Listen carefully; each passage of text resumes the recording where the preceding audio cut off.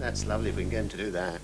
It's the face that helped to sell well over 1 million tins of paint. Good, if he does that for us, I'll give him a box of choc drops to go away with. But behind its cuddly image, the Old English Sheepdog conceals a dilemma for some of its owners. By instinct, it's a herding dog, and not always ideal as a domestic pet. Gill Harwood, you're the secretary of the Old English Sheepdog Rescue Society. Now, why does this breed need a rescue society?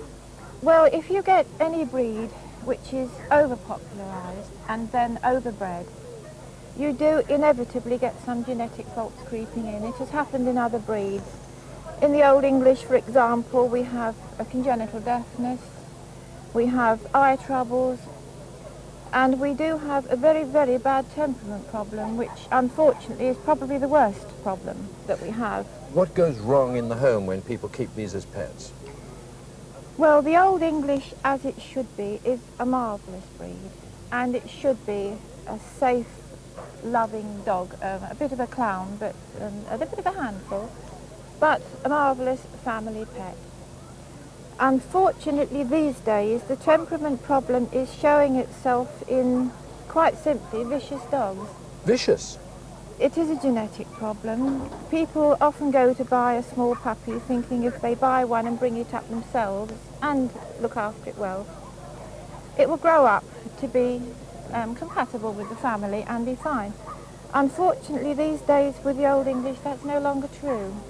And I get an average of 2 to 4 calls a day from people wanting advice on their vicious Old English. How many do you have to rehouse? Tragedy. How many do you have to rehouse? Well, we deal with a good 100 a month. 100 but a month? That's the tip of the iceberg in this breed.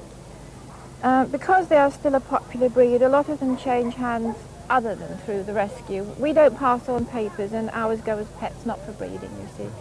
But a lot of people do this way pick up cheap free breeding stock, faulty animals, which are being passed on because they're faulty, and breed with them.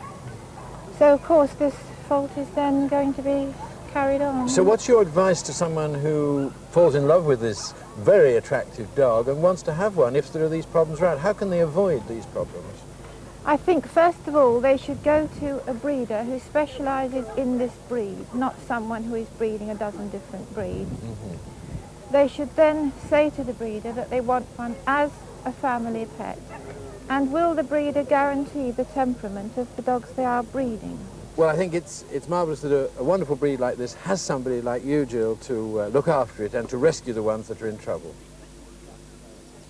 Now this, you could say, is a pet show with a difference.